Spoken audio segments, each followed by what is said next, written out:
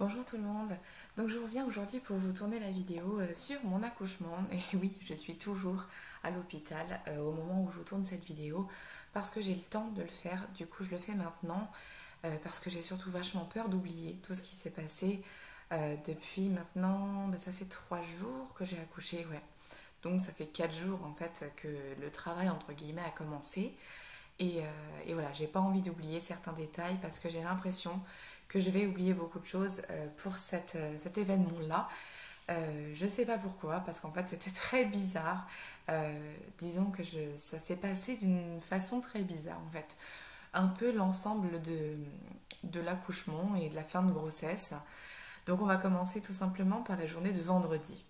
Donc vendredi, je vous avais dit que j'avais une grosse journée.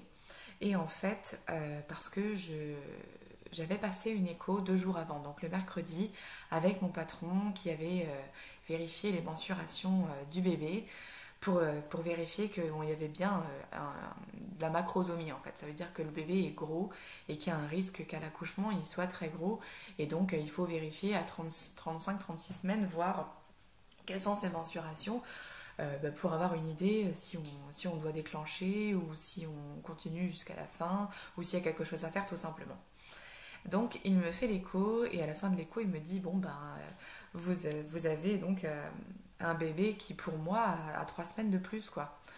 Donc j'ai été assez inquiète parce que je me suis dit moi qui me croyais à 35 semaines plus 4 à ce moment plus 4 ouais c'est ça ce jour-là, peut-être qu'en fait j'étais à 37 plus 4, enfin 37 ou 38 plus 4, enfin j'ai eu vraiment peur et je me suis dit qu'est-ce qu'il faut que je fasse parce qu'en plus le poids du bébé était estimé à 3,6 kg et du coup je me suis dit s'il laisse passer encore 2 semaines, mon Dieu quoi, parce que j'avais rendez-vous 2 semaines après exactement avec l'hôpital pour ma visite en fait du 9e mois.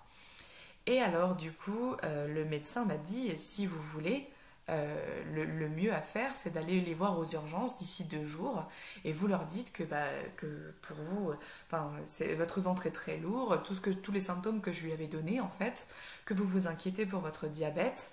Et que voilà, vous voulez savoir un peu un bilan avec eux des choses qu'il faut faire jusqu'à l'accouchement et voir si eux ont une idée de s'ils vont vous déclencher ou pas avant. Mais lui m'a dit il vaudrait mieux honnêtement pour votre bassin et tout ça que vous soyez déclenché au moins 2 semaines avant terme.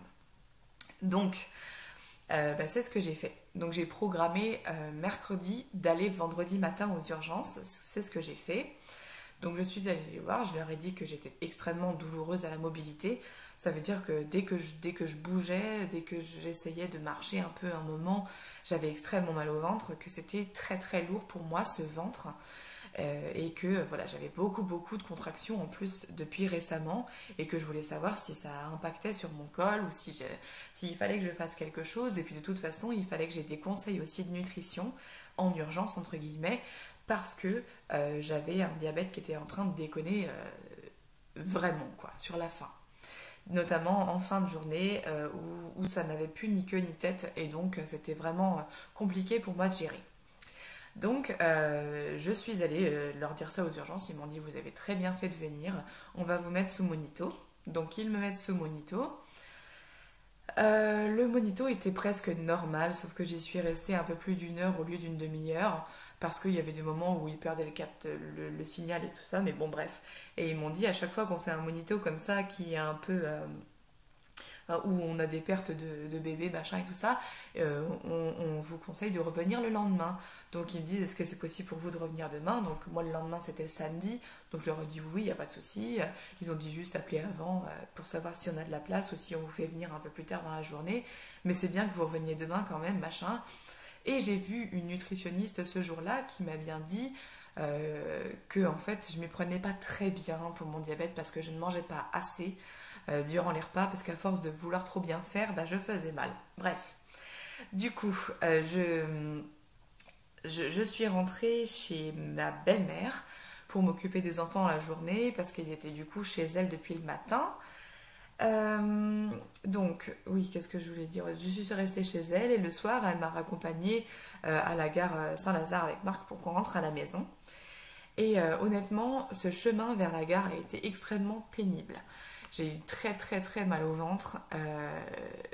Le fait d'avoir beaucoup marché et tout ça, puis la veille j'avais fait tout mon ménage chez moi pour que ce soit nickel parce que je sais pas, je sentais quelque chose et je voulais que de toute façon si les urgences me gardent ou j'en sais rien ou si on prenait une décision ou quoi que ce soit, je voulais que ce soit nickel chez moi et du coup c'est vrai que je me suis un petit peu défoncée honnêtement les 2 derniers jours de ma grossesse.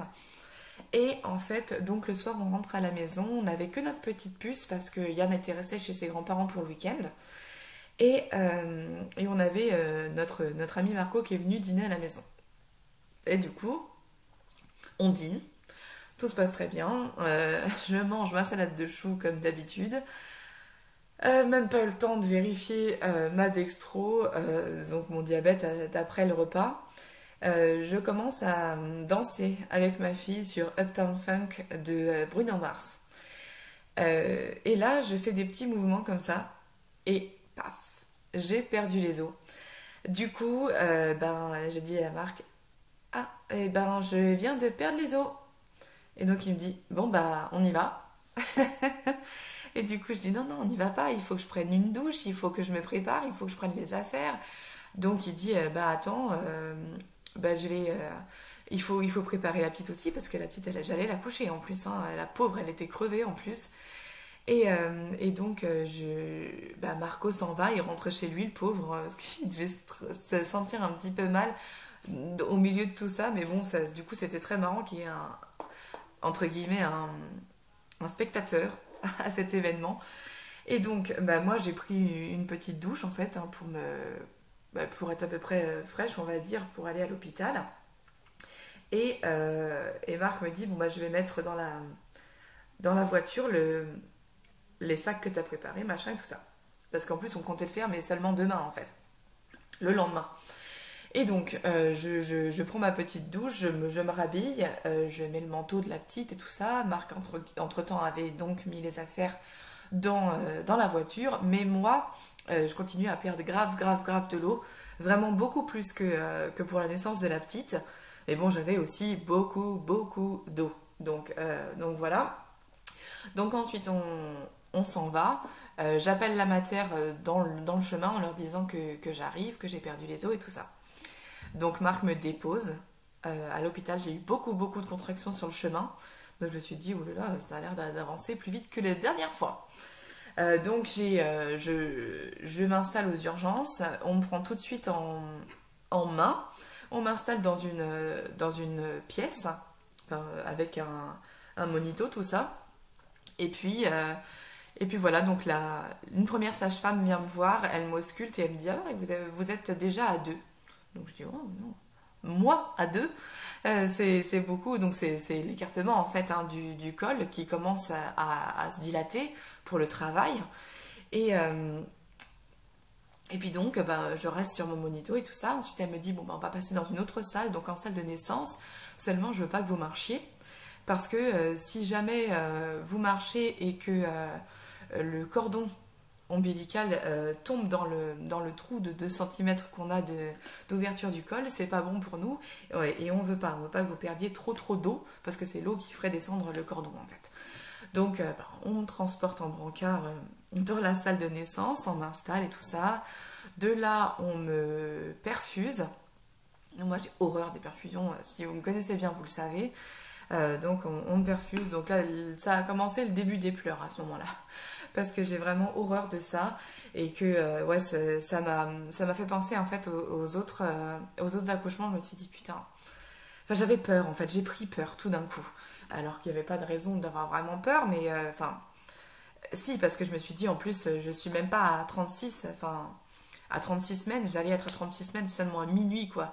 Et là, il était bien 22h, ouais, quand on m'a... Ouais, 22h30, je pense, quand j'étais dans la salle et qu'on m'a perfusée. Et donc, une fois que la perfusion a été mise, c'est là que Marc est arrivé, en fait. Donc, il est arrivé, il s'est installé à côté de moi et tout ça. Et là, la sage-femme revient. Elle me dit, bon, vous êtes à presque 3. Donc, ce qu'on va faire, c'est que je vois que vous dilatez, mais pas encore. On va essayer de faire avancer le schmilblick plus rapidement. Donc, ce qu'on va faire, c'est qu'on va vous poser la péridurale maintenant. Donc je lui dis, ah bon, maintenant, mais j'ai pas mal. Et elle me dit, non, non, mais vaut mieux poser la péridurale quand on n'a pas mal, si on la veut vraiment, parce que ça se passe toujours mieux dans ces cas-là, en fait. Donc elle me dit ça et elle me dit après on vous mettra une perfusion de produit qui fait des contractions plus intenses pour que le chemin se fasse plus rapidement. Donc je me suis dit bon bah, cool. Donc en gros je ne vais pas du tout souffrir de cet accouchement-là. Donc là l'anesthésiste vient, c'était un élève anesthésiste. Donc je lui explique déjà que la dernière fois j'ai eu affaire à un élève anesthésiste et je pense que c'était lui l'année d'avant en fait parce que je pense que l'internat d'anesthésie il doit être long hein. Donc je pense que c'était bien lui l'année dernière parce que je me rappelle bien de quelqu'un d'aussi gentil en fait que lui mais qui n'avait pas réussi à me piquer. Et donc je lui explique, il me dit que lui il va essayer 2 fois et qu'après il appellera son chef si jamais ça ne fonctionne pas. Donc il essaye 2 fois. Il n'y arrive pas parce qu'il faut savoir que j'ai des problèmes de dos et que mon canal, du coup, dans les vertèbres, il n'est pas droit. Et du coup, avec les aiguilles, ils ont toujours énormément de mal. S'ils ne sont pas hyper précis, ils n'y arrivent pas en fait. Donc, ce qu'on m'avait dit pour l'accouchement précédent, que c'était dû au surpoids et que du coup, à la taille de l'aiguille, machin et tout ça, l'anesthésiste en chef m'a dit que ça n'avait rien à voir, que c'était une question de bon toucher en fait au moment où on plante l'aiguille. Donc il a réussi tant bien que mal au bout de je dirais au moins ouais, une demi-heure. Il a réussi, entre-temps on m'a piqué 150 fois sur d'autres espaces entre les vertèbres et tout ça. Enfin, ça a été une vraie galère honnêtement. Et pas mal de souffrance parce que c'est vrai que ça fait mal quand on vous appuie sur le dos. Enfin, moi j'ai beaucoup de douleur quand on m'appuie sur le bas du dos et tout ça. Et du coup, au bout d'un moment, il a réussi à me placer la péridurale, sauf qu'elle était placée trop à droite et que tout le côté gauche, en fait, je le sentais. Au début, il m'a dit c'est normal, ça va diffuser après. Et il est parti. Donc de là, on m'a mis le produit pour que les contractions soient plus intenses. Et ce qui fait que j'ai ressenti les contractions les plus intenses par les reins, mais par le rein gauche. Parce que c'était le seul qui ressentait quelque chose. À droite, évidemment, je ne sentais rien du tout, sauf la contraction elle-même, sans douleur, quoi. Et du coup, au bout de 3 heures, je pense, 3 heures de contraction qui me faisaient vraiment très mal, j'ai rappelé à la sage-femme en lui disant que j'avais trop mal et j'en pleurais vraiment à chaudes larmes. C'était vraiment une douleur, la vraie douleur des bonnes contractions par les reins. Heureusement que d'un côté, parce que c'était quand même un peu plus supportable. Et donc, elle a rappelé l'anesthésiste qui est venu tout de suite et qui m'a dit que ce qu'il allait faire, c'est essayer de bouger simplement le bout de la sonde pour que ça me soulage des 2 côtés. Il a dit, normalement, je ne devrais pas avoir à vous repiquer tout. Parce que moi, j'avais qu'une peur, c'était ça. Parce que ça avait mis tellement de temps. Et puis là, j'avais vraiment des grosses contractions entre-temps. Donc, c'était impossible. Donc, je me suis remise sur le côté, allongée. Et il a pu le replacer. En même temps, il m'a injecté un produit du côté gauche qui tout de suite m'a fait un effet de ouf. Ce qui fait qu'en fait, ils sont repartis, lui et la sage-femme, en nous disant voilà, ça va la soulager, on attend encore un peu. De là, elle ne me contrôle pas, je crois. Ou alors elle m'a contrôlé, je crois que c'était 6,5 ou un truc comme ça. Donc bon, elle me dit on continue comme ça. Elle dit mettez-vous sur le côté, vous serez mieux, je sais pas quoi. Donc je m'endors. Je m'endors en fait avec Marc et je me réveille vers... là il était, je pense, un truc comme 5h du mat. Ouais, c'est ça, 5h du mat ou un truc comme ça. Je dors mal quand même parce que je sens les contractions et puis même, c'est une espèce de hâte qui fait que on se demande où on en est, où est-ce qui va se passer et tout ça. Et puis moi j'avais toujours le truc de quel est le sexe du bébé, il va bientôt naître, etc. Et du coup j'avais du mal à dormir. Et puis de toute façon on sait qu'il se passe quelque chose et du coup notre corps nous empêche d'être vraiment totalement endormi quoi. Et donc je me réveille à ce que je croyais être 8h04. Donc je regarde, 8h04, je me rendors encore un peu parce que j'entendais Marc qui dormait à côté, donc à côté de moi. Donc je me suis dit, je ne vais pas l'embêter à le réveiller maintenant, j'essaye de continuer à dormir. Je me réveille, je vois qu'il est 7h50. Je me dis 8h04, 7h50, bon. Je me rendors. 7h59. Ah, ok. Et là, je vois ensuite encore 8h01. Donc je dis, ah, 8h01. Et je me réveille encore un tout petit peu après. Et là, je vois 7h59. Je me dis, oulala, mais elle déconne cette pendule. Donc, je réveille Marc et je lui dis, Marc, il est quelle heure, s'il te plaît? Et donc, il regarde sur une pendule qui était derrière lui, que moi, je ne voyais pas, en fait, de là où j'étais. Et il me dit, ben, il est 8h01. Non, il est 8h. Parce que de 7h59, on était passé à 8h. Et je dis, ok. Je dis, mais c'est bizarre parce que les heures, elles ont changé là. Et il me dit, non, je pense que c'était plutôt un peu shooté. Donc, on se réveille un tout petit peu. Et exactement à cette heure-là, en fait, la sage-femme arrive pour contrôler mon col. Et donc, elle me dit, bon, bah, installez-vous, tout ça. Je dis, bon, je pense que là, ça avance quand même un peu parce que je ressens comme une poussée vers l'anus et j'ai envie de pousser, quoi. Elle me dit, ah oui, mais c'est bon signe, gna gna. Elle commence à mettre ses doigts, puis je vois qu'elle les met pas bien profond, si je puis dire. Et, euh, et elle me dit, bon, ben, vous êtes en train d'accoucher, donc on va s'installer doucement. Elle dit, surtout, ne poussez pas. Je dis, mais c'est pas vrai. Et puis là, j'ai paniqué, j'ai commencé à pleurer, je regarde Marc et je lui dis, c'est pas possible de pas accoucher maintenant. En fait, ça faisait pas assez longtemps pour moi, je crois. J'étais trop habituée à quelque chose de très long, ce qui fait que j'ai été complètement bouleversée et j'en revenais pas en fait. Et du coup, j'ai été complètement paniquée.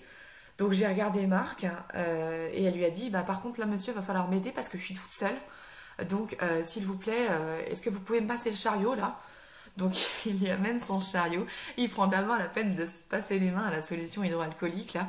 Et elle lui dit, est-ce que juste avant, vous pouvez aller dire à mes collègues que le bébé arrive et qu'il faut qu'ils viennent? Donc Marc sort et il va leur dire, le bébé arrive, machin, rien. Et il me dit que les sages-femmes me sont dit, oui d'accord, mais personne n'est venu en fait.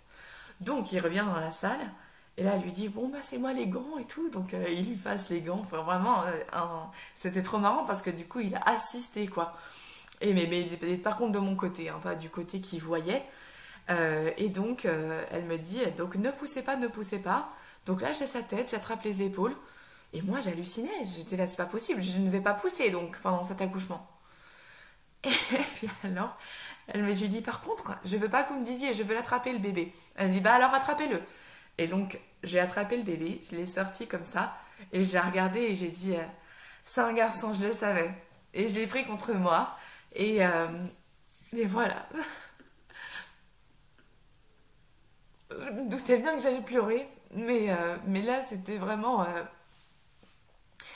des larmes de joie. C'était magnifique comme naissance. Enfin, je pensais pas du tout qu'un accouchement pouvait se passer comme ça, où on pouvait ne pas du tout avoir à pousser pour sortir son bébé, pouvoir vraiment l'attraper, le regarder et pouvoir savoir, découvrir en fait quel est le sexe. Et je l'ai pris contre moi tout de suite. Et c'est là que le cauchemar, entre guillemets, enfin qu'on est passé du rêve au cauchemar. Parce que, enfin, au cauchemar, si pour une maman c'est un cauchemar, parce que donc Marc coupe le cordon, le bébé, je voyais bien qu'il respirait pas d'une bonne façon, il pleurait un peu, mais il respirait pas d'une bonne façon.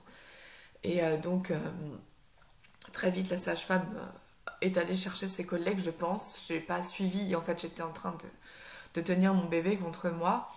Et, euh, et puis donc, ils viennent, ils lui mettent un petit bonnet et tout ça. Et ils me disent, bon, bah, on va l'aspirer un petit peu, on va le voir, machin et tout ça. Donc je dis à Marc, par contre, reste avec moi, s'il te plaît, j'ai pas envie de rester toute seule maintenant, c'est passé trop vite, je ne réalise pas. Et donc, ils restent avec moi. Ils reviennent à peu près, je sais pas, quelques temps après, en me disant... Enfin, entre-temps, moi j'ai eu la délivrance du placenta qui s'est passée sans problème. J'ai dû pousser un tout petit peu juste pour ça. Et donc, ils viennent nous voir et avec le petit, et ils nous montrent qu'il respire pas bien en fait, qu'au niveau du thorax, il y a comme un petit souci quoi. Et donc ils nous disent, on pense qu'on va le mettre un petit peu en néonatologie, Donc vous n'allez pas repartir avec votre petit, il va être hospitalisé en néonate. Et puis moi, j'ai pas trop réalisé ce que ça voulait dire à ce moment-là en fait. Et puis bon, de toute façon, on était en train de s'occuper de moi, donc enfin, j'ai pas du tout réalisé. De toute façon, on était vraiment en train de planer à 3000 pieds. On n'avait pas du tout réalisé en fait que j'avais accouché parce que je n'ai pas, je pense moi, parce que j'ai pas eu à pousser. Que du coup, j'ai pas visualisé l'accouchement dans ma tête. C'était extrêmement abstrait pour moi en fait. Et tout ce que je savais, c'est que j'avais vu mon petit garçon naître juste après, quoi, mais que voilà, il est sorti tout seul. Et, euh, et puis voilà, donc on me fait ma toilette, on s'occupe de moi pendant à peu près 2 heures, enfin pendant 2 heures je reste là.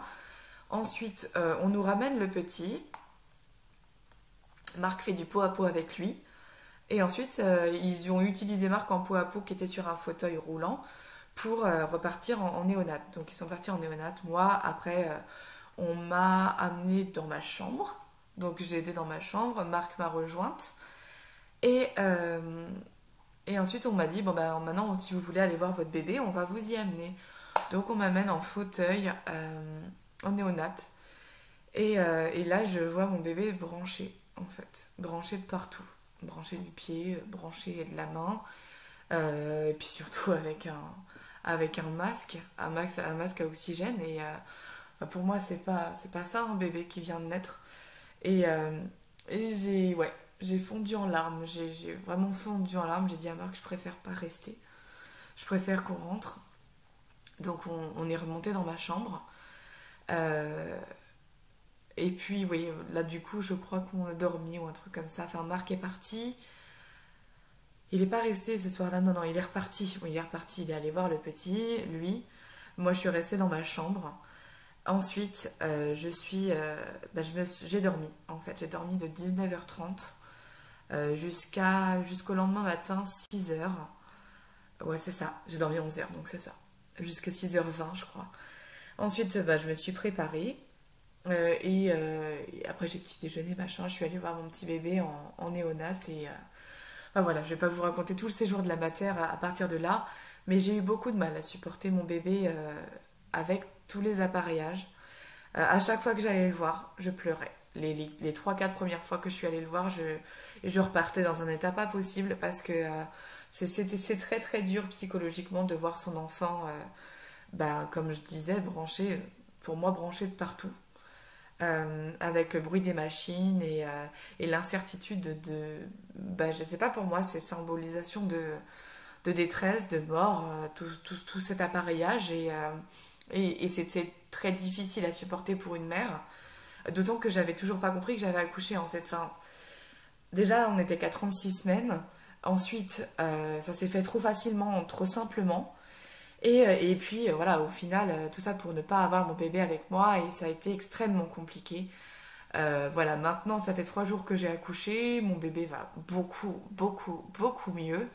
J'ai hâte de pouvoir vous le présenter, mais d'ici que vous voyez la vidéo, vous l'aurez, je pense, déjà vu sur Instagram du coup. Voilà, donc il s'appelle Alexandre Vitalino Romain. Et donc c'est un prénom que j'ai choisi, Alexandre. C'était voilà, un prénom que j'ai toujours adoré toute ma vie. Ça a toujours symbolisé des personnes qui ont compté pour moi. Et puis voilà, c'était un prénom que j'ai toujours trouvé joli. On peut appeler Alex. Voilà, Alex ou Alexandre, c'est un prénom qui est pour moi noble et joli. Puis c'est un prénom français comme on a donné à nos 2 autres enfants. Donc voilà, c'était simple comme prénom pour moi et voilà, très beau quoi. Donc Marc a finalement accepté qu'on l'appelle comme ça. Ensuite, on lui a donné un prénom portugais comme nos autres enfants. Ils ont un prénom ou deux d'ailleurs portugais en second et troisième prénom. Donc lui, il a Vitalino qui est le prénom de l'oncle de Marc, mais c'est surtout un joli prénom portugais, enfin que nous on trouve joli en tout cas. Donc on l'a donné. Et Romain comme troisième prénom, ça c'est un petit clin d'œil pour moi parce que c'est le prénom que j'aurais porté si j'étais un garçon. Et c'est l'anagramme en fait, donc c'est les mêmes lettres qu'il y a dans Marion. Donc voilà, c'est vraiment mon petit garçon. Et voilà. Donc voilà, il est né à 51 cm et 3 kg 160. Donc il faisait finalement effectivement 500 grammes de moins que l'estimation qui avait été faite 2 jours avant. Mais c'était quand même un beau bébé. Donc c'est un bébé qui est né 5 semaines avant terme avec un poids et une taille de terme tout à fait normaux. Alors du coup, j'imagine même pas ce que ça aurait donné 3 semaines juste après, quoi. Mais bon, voilà. Donc je suis très contente de vous avoir raconté mon accouchement. J'espère que j'ai pas oublié grand-chose. Je vous mets juste après 2 vidéos qui sont des vidéos que j'ai tournées en fait au moment où j'accouchais en fait. Et si je peux, je vous mets aussi des photos de l'accouchement. Comme ça, vous verrez plusieurs choses. Voilà. Bah écoutez, je vous embrasse. Merci beaucoup d'avoir suivi cette petite vidéo. Et surtout, merci d'être intéressé par cette vidéo. Je vous embrasse et on se retrouve très très vite. Ciao! Donc là, tant que Marc n'est pas arrivé, franchement, je fais pas la fière. Je suis en train de faire mon monito là. Et j'espère que tout va aller bien le temps qu'il arrive. Mais ça se passe du mieux que je pensais. Pour l'instant, à part qu'on est un petit peu tôt, ça se passe vraiment comme je l'imaginais. Donc bon, pour l'instant, c'est que du bonheur. J'espère que ça va le durer jusqu'à la fin parce que là, donc, je suis déjà ouverte à 2. Ça veut dire qu'en gros, dans 1 cm, si j'ai vraiment très mal, on peut mettre la péridurale. Donc ce serait pas mal. Mais bon, pour l'instant, j'en veux pas parce que ça se passe très bien. J'ai pas mal. Même pendant les contractions, c'est largement supportable. Et donc non, je ne me suis pas maquillée comme ça pour la mater. J'étais maquillée comme ça ce matin. Et je pensais pas que le maquillage irait jusque si tard.